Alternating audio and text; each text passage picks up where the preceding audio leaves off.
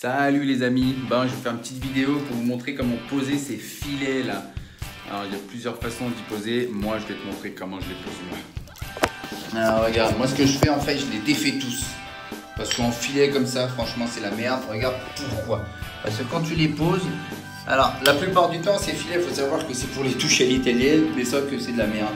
Parce que quand tu les poses, ils sont pas adaptés pour la pente, regarde. Tu vois, ils sont bord à bord. Quand tu les poses droit, ils sont comme ça. Mais dès que tu leur donnes un peu de pente, voilà ce qui se passe. Et du coup, ils sont bord à bord. Et ça, dans une douche, faut surtout pas. Faut que tu aies un espace pour faire ton joint. Si tu n'as pas d'espace pour faire ton joint il va rester légèrement dessus. Il va quasiment avoir pas d'espace. Au bout de quelques temps, il va gratter, il va être poreux, il va partir et l'étanchéité, elle sera foutue. Donc, ce que tu fais, tu les défais un par un. Le fait de les défaire un par un, bien, tu vas pouvoir les poser toi. Tu vas pouvoir les ajuster. Voilà.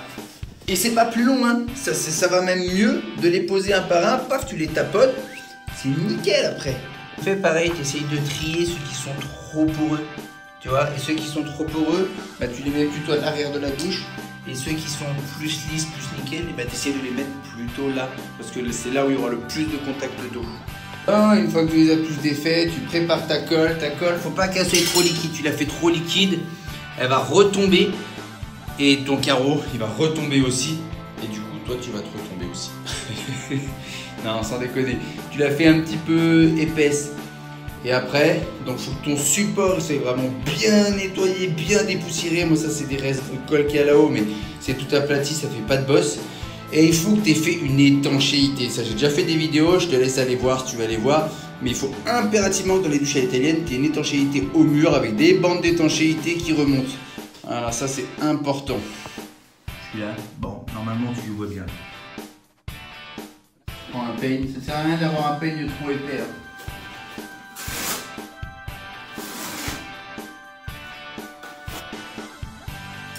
Faut bien racler le bord. Pour pas qu'il y ait de surbavure.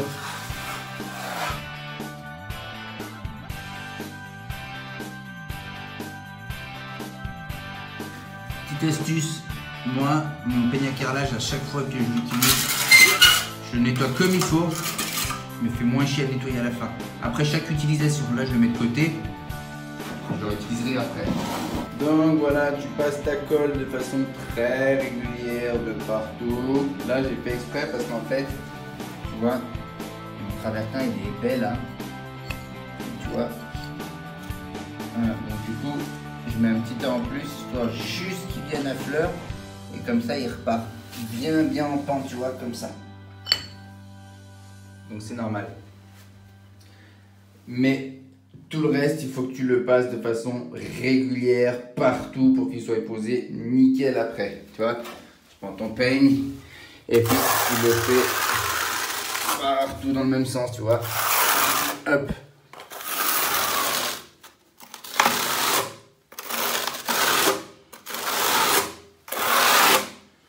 Tu vois, tu le passes partout. Voilà, de façon bien régulière partout.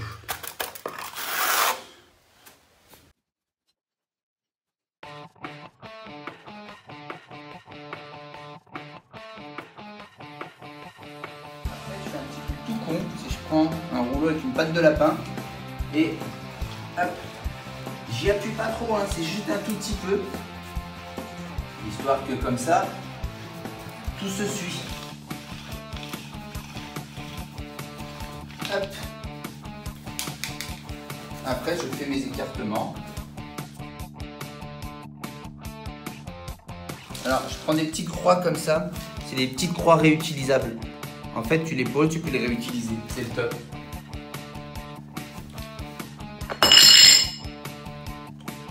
Là, je les mets partout et après, je les mets tous. Et après, je vais tous les resserrer un petit peu. Déjà, dans un premier temps, tu mets toutes les croix partout.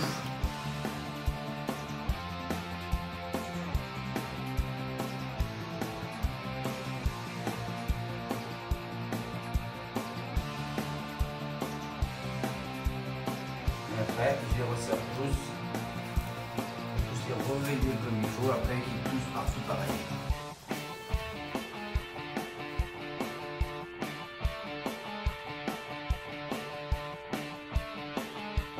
vois. Du coup, là, le fait de faire comme ça, et du coup, tu as quelque chose qui est régulier de partout. Et tu as des vrais joints, pas des trucs approximatifs. Tu vois, des fois de temps en temps, tu as un peu de code qui remonte. Tu le fais, hop, tu enlèves. Bon, après, le lendemain, avec une petite lame de cutter, tu grattes, et puis voilà.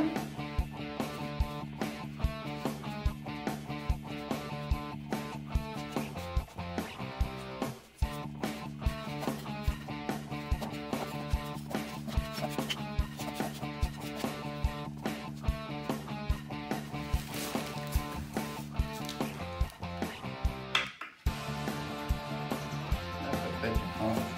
L'idéal, c'est une petite règle pour voir si elles sont plus alignées. Tu vois, là, elles sont par idée d'écartement. J'ai quelque chose qui est tout aligné déjà.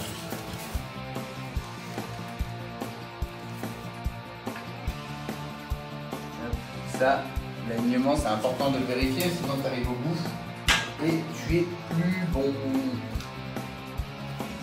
Et après, tu continues. Tu vois, là, déjà de base, on a quelque chose qui est régulier.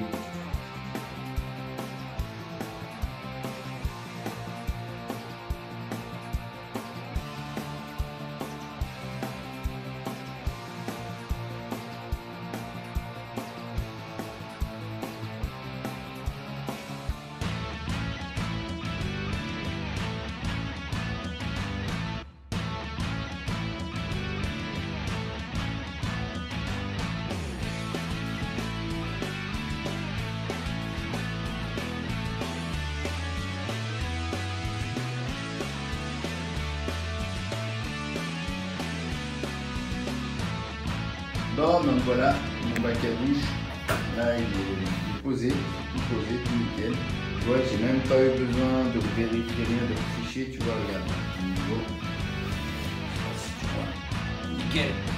Tu vois, j'ai posé mon niveau, j'ai même pas triché. Alors je laisse même au fond, je laisse toujours un léger arrondi. Là j'ai un peu plus de pente que le premier carreau pour me retrouver aligné là, mais c'est pas grave, je vais la parole. Et c'est juste dommage, c'est que du coup ça ne fait pas une. Mais je pouvais pas. Un carreau comme ça il fait 40 et ceux-là ils font 10. Donc avec les joints de 2 mm, ça fait 2, 4, 6, ça fait 6 mm. Donc obligatoirement, même si j'aurais aligné le premier, les autres seraient décalés. Parce que regarde, tu vois, là un peu décalé, un peu plus, encore un peu plus, encore un peu plus. Et là tu es encore plus décalé. Parce que forcément, à chaque fois, 2 mm, ça décale. Et voilà, tu vois, en faisant comme ça, moi perso je trouve ça va mieux parce que tu n'as pas besoin de te faire chier à mettre ton filet, pas, tu poses ton carreau, tu tapotes légèrement, c'est tout nickel. Tu regardes, tu as le même joint écarté partout. Et là tu peux regarder, hein. Tu prends un autre niveau comme ça tu regardes, tu vois, en dessous là, bien. Alors à savoir que pour une forme comme ça, il faut 2%. 2%, ça correspond à 2 cm par mètre. C'est le minimum, hein, 2 cm par mètre. Mais là, 2 cm par mètre, on est bien. Donc, voilà. Bah,